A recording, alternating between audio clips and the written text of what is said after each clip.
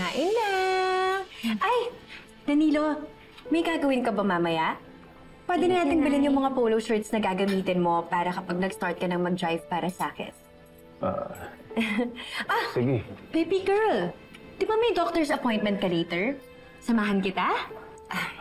Jade, okay lang ako na lang sasama kay Danilo para mamili ng mga kailangan niya. Tapos ako na rin sasama kay Mookie sa doktor.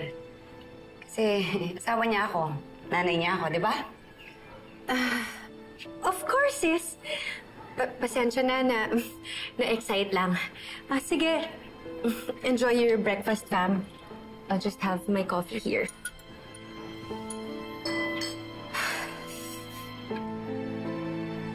Emma, bakit mo naman pinagsalitaan ng ganun yung kapatid mo? Kita mo nagmamagandang loob lang yung tao sa akin. Sorry, hindi maganda yung gising ko eh.